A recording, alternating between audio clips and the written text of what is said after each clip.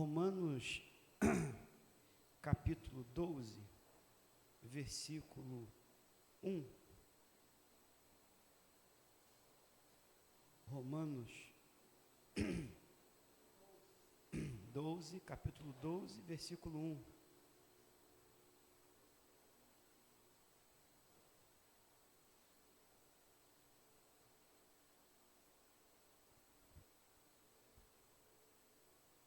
Diz assim: rogo-vos, pois, irmãos, pela compaixão de Deus, que apresentei os vossos corpos em sacrifício vivo, santo e agradável a Deus, que é o vosso culto racional.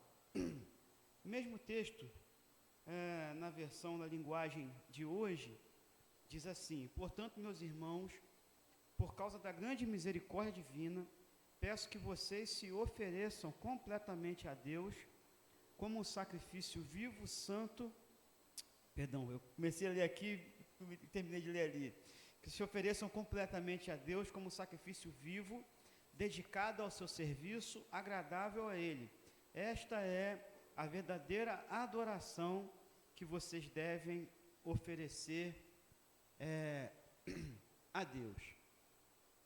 Mude sobre esse texto, ele faz a seguinte observação: a linguagem aqui é do Velho Testamento e faz-nos lembrar que os crentes judeus ofereciam sacrifícios ao Senhor, mas os crentes cristãos, em vez de oferecer algo fora de si mesmo, devem oferecer seus próprios corpos a Deus. Obrigado, meu amigão. Estou precisando mesmo hoje, hein? Obrigado.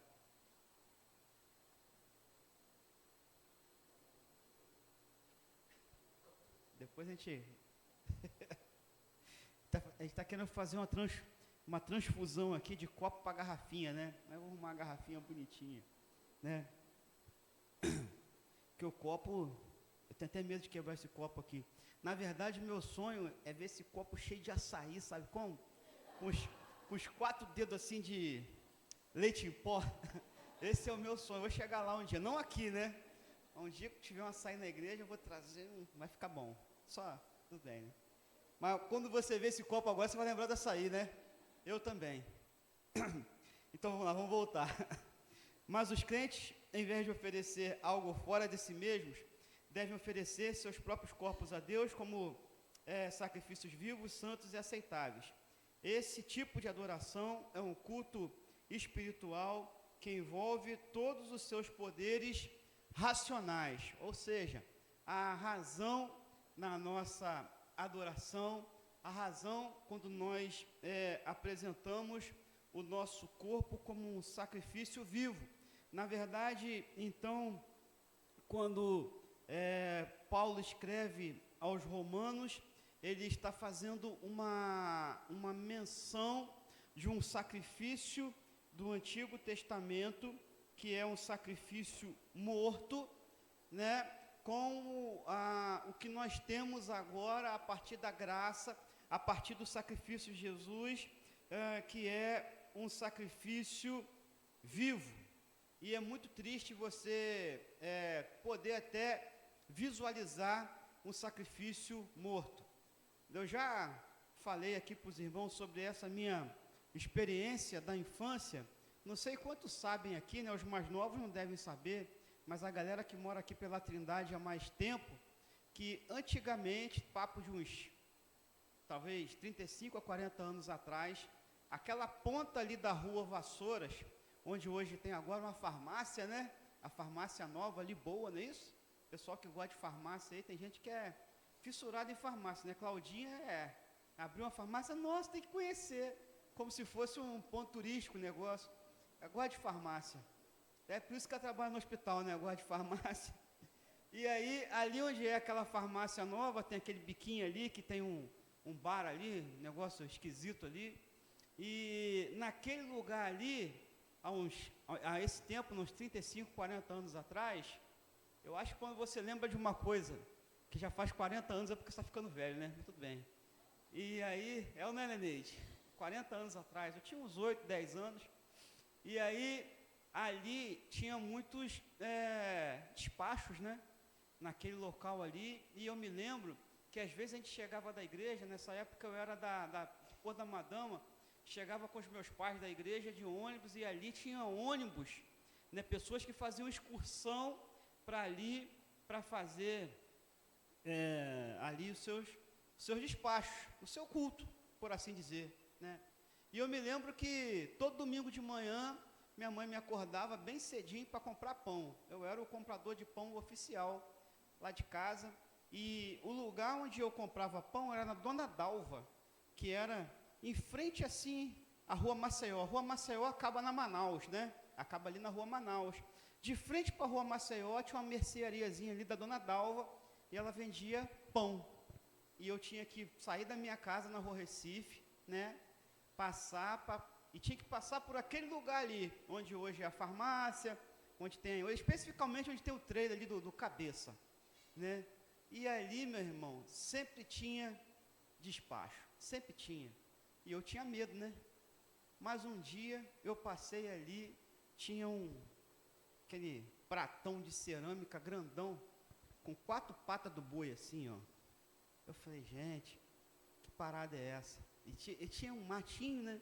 E andei um pouquinho mais, aí tinha jogado no chão só a pontinha do rabo do boi, né? Como se fosse um espanadorzinho ali. Eu falei, caramba. Andei mais um pouquinho na trilhazinha, no mato, e dali à frente tinha um pratão maior ainda, com a cabeça do boi. Aí eu, ai caramba, imagina, molequinho. Mas eu pensei, cadê o resto do bicho? Né? O churrasco deve ter sido bom, porque o resto sumiu. E aquela imagem da cabeça do boi naquele pratão de cerâmica é algo que ficou na minha mente até hoje. O que eu relaciono com um sacrifício morto. Ainda hoje, as pessoas continuam oferecendo sacrifícios mortos a deuses mortos ou inexistentes. O que me leva a pensar que, se eu fizer uma análise combinatória, ou seja, pegar essa situação e colocar em vários cenários, então nós temos uma adoração morta a um Deus que é morto. E muitos lugares, em muitas situações, isso acontece. Eu acredito que o próprio inimigo aceita esse tipo de adoração como que seja o que mais perto ele consegue chegar de Deus, algo que parecia com o sacrifício lá do Antigo Testamento, porque ele não pode mais receber uma adoração viva. Mas existem muitas pessoas também, e aí fazendo vários cenários, que a um Deus morto entrega uma verdadeira adoração. A Índia é um país conhecido pelos seus milhares de deuses, né? Cada bicho é Deus. Na Índia você não pode, o pessoal pode estar morrendo de fome, que não pode comer o bovino, não pode comer vaca, né? Por quê? Porque é um Deus. Não pode enxotar os ratos, por quê? É um Deus, né? Outro dia eu vi lá que tem uma deusa menina que não pode andar, que não pode fazer nada, e de tempos em tempos, conforme a menina vai crescendo, eles trocam a menina, né, para continuar aquela adoração à deusa menina.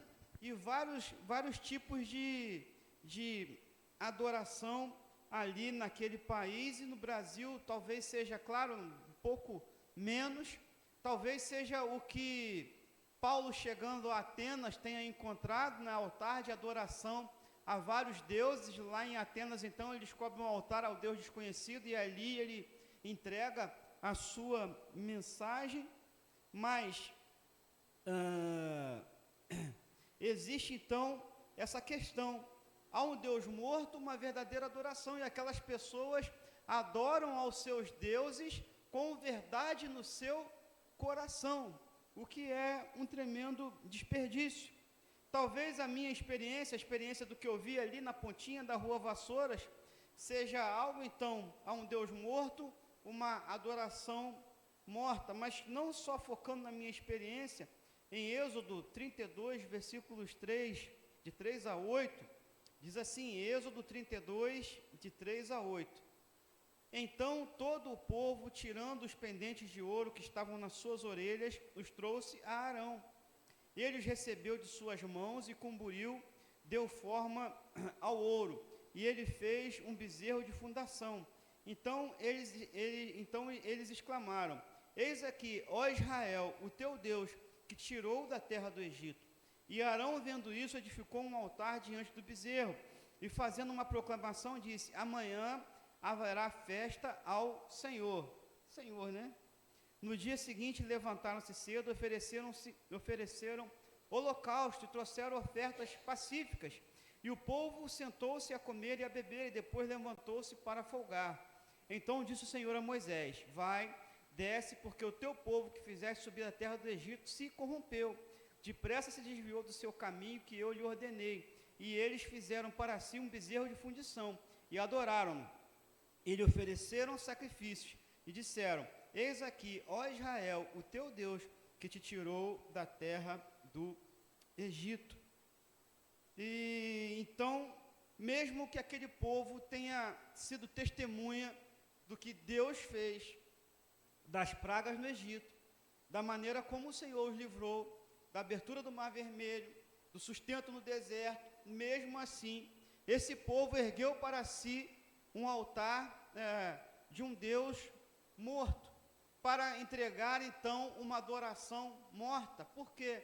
Uma adoração que era semelhante à adoração que existia no Egito. E o próprio bezerro, na cultura antiga de muitos povos, inclusive do povo egípcio, o bezerro era um objeto de adoração, um objeto, uma figura de prosperidade, ligada à prosperidade. Então, o povo de Israel, mesmo conhecendo Deus, mesmo vendo aquilo que Deus fez, resolveu oferecer a um Deus morto uma adoração morta.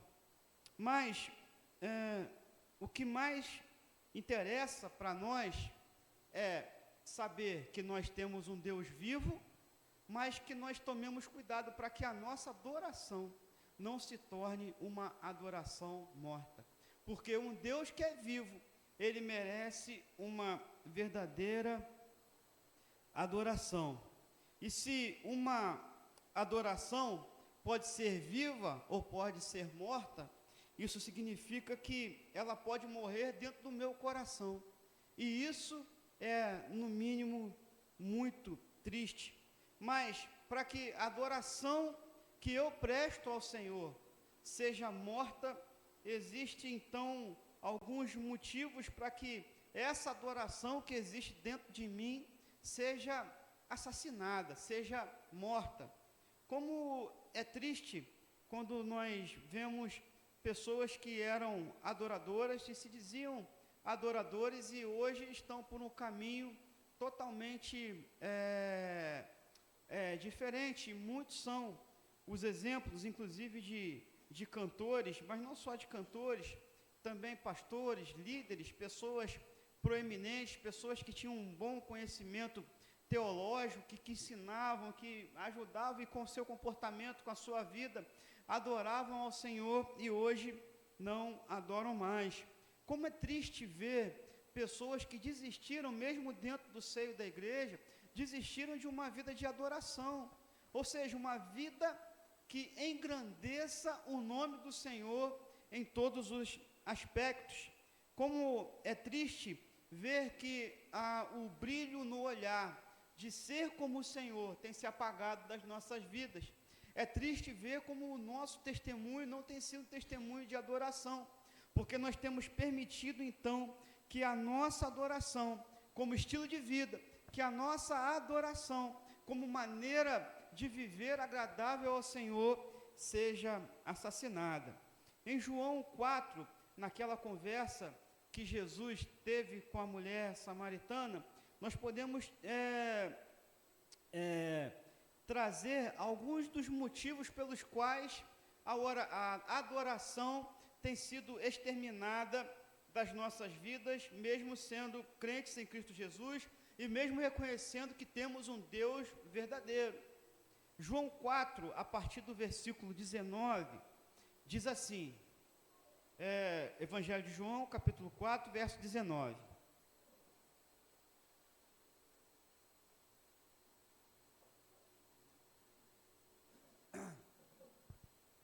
Disse-lhe a mulher: Senhor, vejo que és profeta. Nossos pais adoraram neste monte, e vós dizeis que em Jerusalém é o lugar onde se deve adorar. Disse-lhe Jesus: Mulher, crê-me, a hora vem, em que nem neste monte, nem em Jerusalém adorareis o Pai. Vós adorais o que conheceis, nós adoramos o que conhecemos, porque a salvação vem dos judeus. Mas a hora vem e agora é, em que os verdadeiros adoradores adorarão o Pai em espírito e em verdade, porque o Pai procura tais que assim o adorem. Deus é espírito, e é necessário que os que o adorem em espírito e em verdade. Replicou-lhe a mulher: Eu sei que vem o Messias, que se chama o Cristo. Quando ele vier, há de nos anunciar todas as coisas. Disse-lhe Jesus: Eu o sou, eu que falo contigo.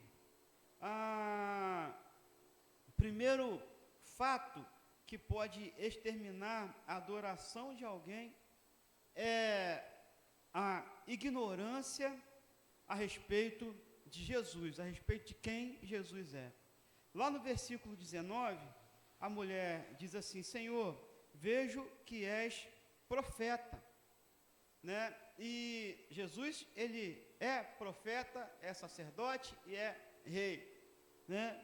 Mas ela diz que Jesus é profeta porque Jesus fala da vida dela, Jesus conhecia a vida dela, e Jesus coloca a vida dela, não porque ele era, por assim dizer, um profeta. Profeta não é aquele que fala do futuro, ou que fala da vida de alguém. Profeta é aquele que fala da parte de Deus. Muitas vezes Deus falava sobre o futuro do povo, e por isso o profeta entregava algo sobre o futuro do povo, mas o profeta é quem fala de Deus. No caso da mulher samaritana, ela identifica Jesus como um profeta, mas não um profeta que fala da parte de Deus, mas um profeta que fala da vida dela. Então a concepção dela de quem era Jesus estava equivocada. Ela diz assim, eu sei que, no versículo 25, eu sei que vem o Messias que se chama Cristo. Quando ele vier, há de anunciar todas essas coisas. Ela não sabia que ele era o Messias, ela não sabia que ele era o Salvador. Então Jesus a esclarece: eu sou o que falo contigo. E sabe de uma coisa? Jesus, ele ainda nos esclarece sobre quem ele é, não só sobre o nosso futuro. Nota então que essa conversa ela vai ter um desfecho, né, muito legal, mas ela tem um desenvolvimento, era a palavra que eu estava tentando lembrar. Ela tem um desenvolvimento tão interessante sobre vários assuntos, mas a primeira coisa que impedia a adoração dessa mulher é porque ela não sabia quem era Jesus de fato. E ainda hoje, muitas pessoas não conhecem a Jesus. Conhecem de ouvir falar, mas não podem dizer, como Jó disse a respeito de Deus, né? Antes eu te conhecia de ouvir falar, mas hoje os meus olhos te veem. A nossa ignorância a respeito de Jesus não é pelo que está escrito ou pelo que não está escrito. A nossa ignorância a respeito de Jesus é pela falta de relacionamento, é pela falta de conversa, é pela falta de convivência com Ele. E se não convivemos com Ele, não podemos adorá-lo, porque como adoraremos a quem não conhecemos? Só por uma cultura? Só porque o meu pai é crente, a minha mãe é crente, eu também sou crente? Só porque hoje talvez esteja aí no hype, né, ser cristão ou não ser cristão, ou falar alguma coisa, ou seguir alguém na internet que fala sobre cristianismo. Na verdade, a falta de conhecimento a respeito daquele que é o alvo da nossa adoração tem sido um assassino da nossa adoração. nesse tempo. Segundo ponto que me leva a pensar sobre essa mulher e o que extingue ainda hoje a nossa adoração, o versículo 20 diz assim: nossos pais adoraram nesse monte, e vós dizeis que em Jerusalém é o lugar onde se deve adorar. Samaria, ela foi conquistada pelos assírios em 722 a.C., e ali então, em 722 a.C., existe essa divisão entre judeus e samaritanos. Os samaritanos construíram o templo no Monte Gerizim, e esse templo foi destruído em 130 a.C., mas ainda assim os samaritanos adoravam a Deus naquele templo destruído. A rixa então entre judeus e samaritanos, ela estava mais preocupada naquele momento em ter razão, né, do que em adorar realmente. E aí,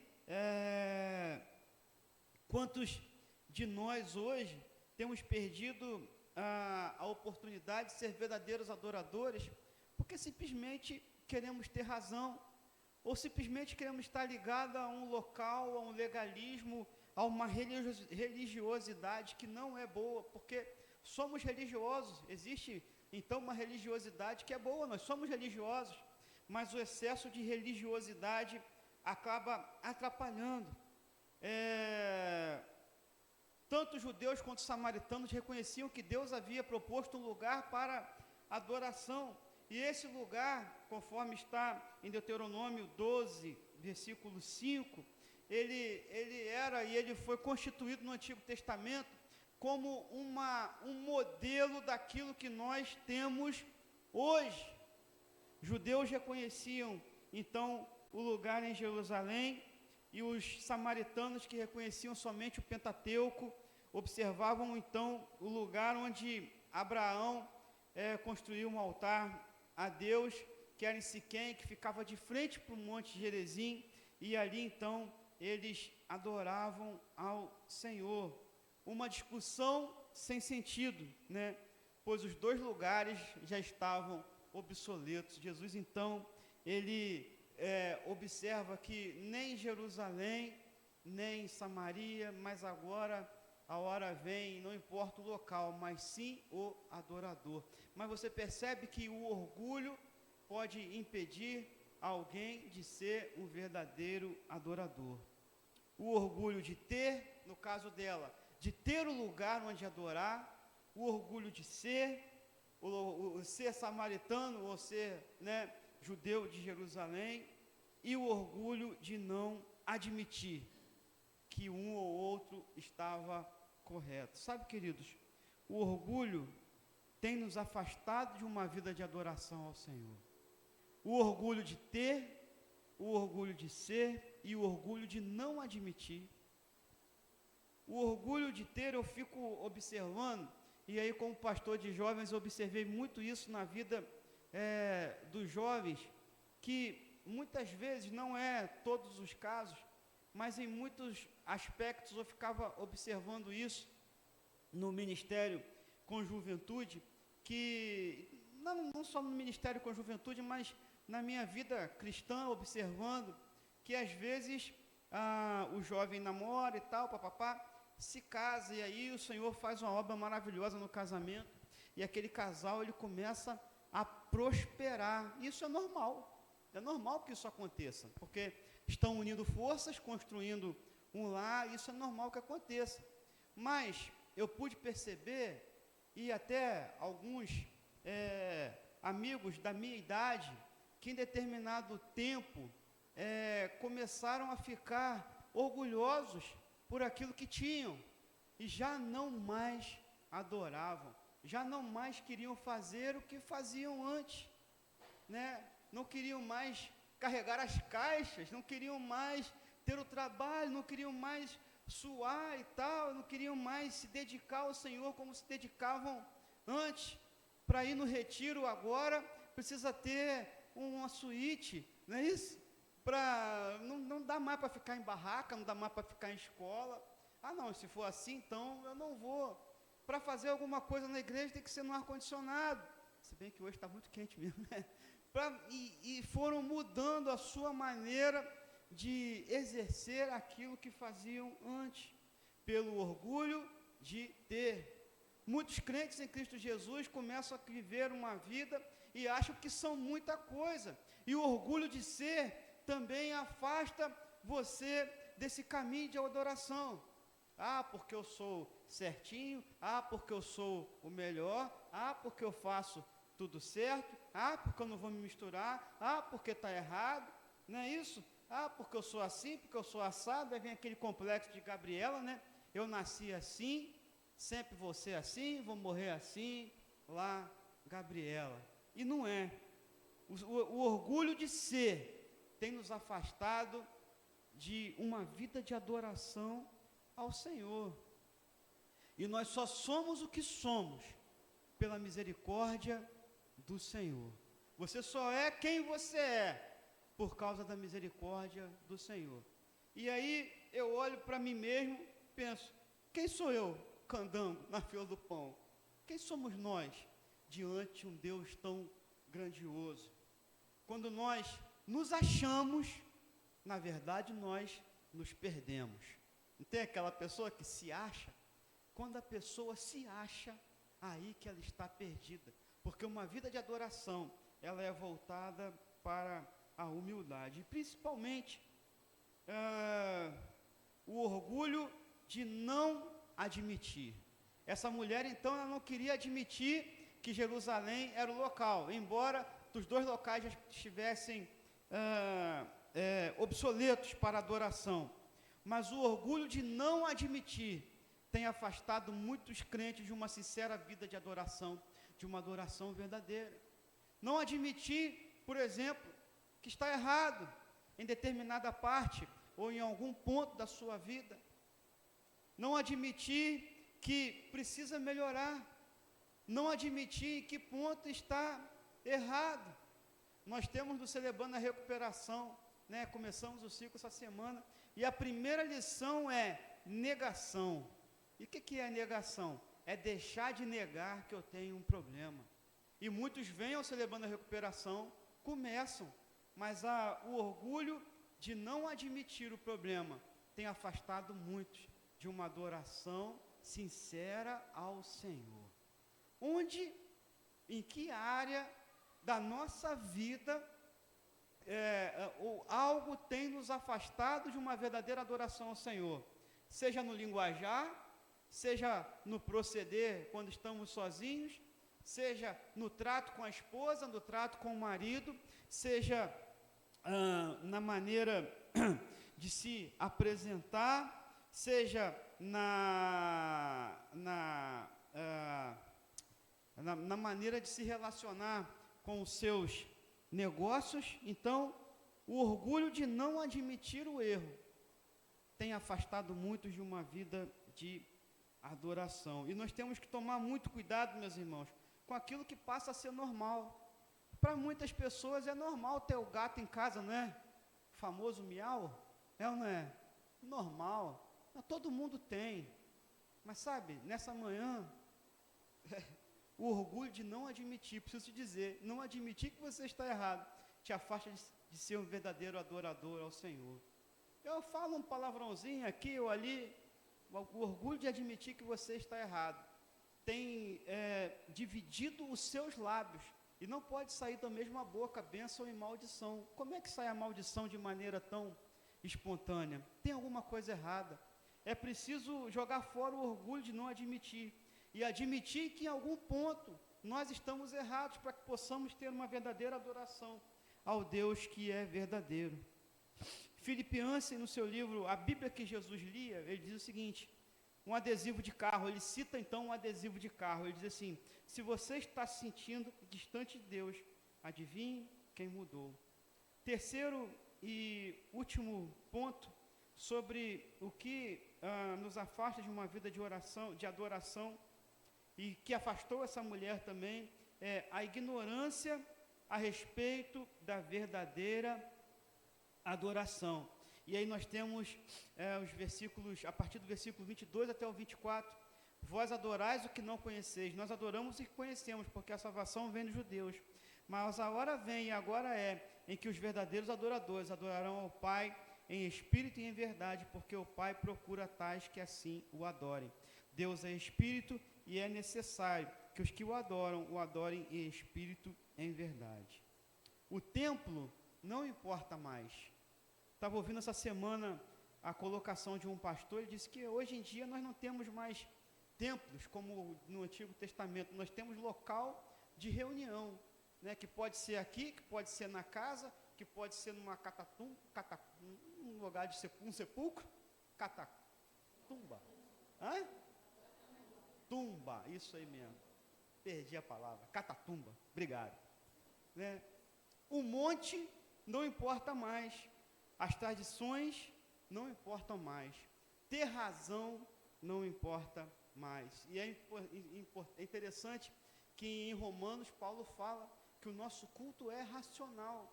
Tem razão no nosso culto, temos razão de adorar ao Senhor. Na verdade, o único local que importa é o meu coração, é o seu coração, é onde o Senhor nos enxerga plenamente. Se a minha adoração, então, é uma adoração viva, é bom saber que Ele está me procurando. Nós precisamos entender que aquilo que tem assassinado a nossa adoração tem impedido de vivermos uma vida de adoração, no ano da adoração aqui na nossa igreja, que seja compatível com o Deus vivo pelo qual adoramos. Em João 11, 25, 26, texto que fala sobre a morte de Lázaro, diz assim, João capítulo 11, versículos 25 e 26, declarou-lhe Jesus, eu sou a ressurreição e a vida, quem crê em mim, ainda que morra, viverá, e todo aquele que vive e crê em mim, jamais morrerá. Crês isto, né? Cremos isso? Se Jesus ressuscitou Lázaro, podemos aplicar isso à nossa adoração, e nos aspectos da nossa vida e da nossa adoração. Crê que mesmo algo que esteja morto na nossa vida espiritual pode ser ressuscitada pelo nome e pelo poder que há em Cristo Jesus. Romanos 12, versículos 1 e 2, para encerrar, quero ler aqui na versão da Bíblia, na paráfrase da Bíblia, a mensagem, diz assim, portanto, com a ajuda de Deus, quero que vocês façam o seguinte, entreguem a vida cotidiana, dormir, comer, trabalhar, passear, a Deus, como se fosse uma oferta. Receber o que Deus fez por vocês é o melhor que podem fazer por Ele. Não se ajustem demais à sua cultura, a ponto de não poderem pensar mais. Em vez disso, concentrem a atenção em Deus. Vocês serão mudados de dentro para fora. Descubram o que Ele quer de vocês e tratem de atendê-lo. Diferentemente da cultura dominante que sempre os arrasta para baixo, ao nível da imaturidade, Deus extrai o melhor de vocês e desenvolve em vocês uma verdadeira maturidade. Amém, irmãos? O Senhor nos abençoe. Nós cantamos algo muito interessante aqui nessa manhã, né?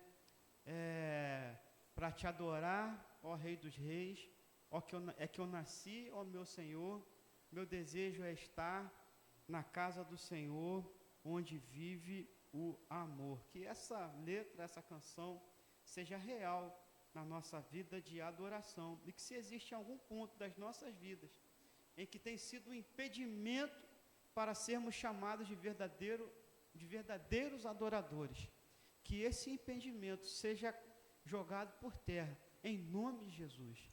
Seja o orgulho de ter, seja o orgulho de ser, seja o orgulho de achar, mas que a cada dia o Senhor nos promova a novos níveis de adoração na nossa vida pessoal, para que a adoração entregue a Ele nesse lugar seja também engrandecida, porque não Pense você que o nosso culto é o combustível da semana, embora nos abençoe muito e nós lembremos do culto durante toda a semana.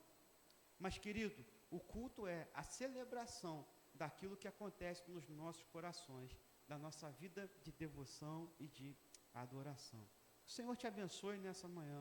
O Senhor continue falando ao seu coração. O Senhor te leve para casa em paz, leve ao seu lar em paz, em nome de Jesus. Vamos orar mais uma vez, encerrando o culto dessa manhã? Senhor, nós te agradecemos porque sabemos que Tu és um Deus vivo. E te agradecemos porque o Senhor tem nos dado a oportunidade de entregar a Ti uma verdadeira adoração. Senhor, elimina os assassinos da minha adoração. Elimina, Senhor, os assassinos da adoração dos nossos irmãos. Aquilo, Senhor, que tem nos impedido de entregarmos a Ti de maneira sincera, de maneira que Te agrade. Em todo o nosso procedimento, Pai. Que isso seja a cada dia mais visível e refletindo no nosso culto, na nossa comunidade, na nossa maneira de existir enquanto adoradores Seus, Pai. Mostra-nos, Senhor, cada dia o caminho melhor que Te agrada com as nossas vidas. Em nome de Jesus, amém e amém. Você tenha um excelente domingo na presença do Senhor e logo mais estaremos aqui às 19h30.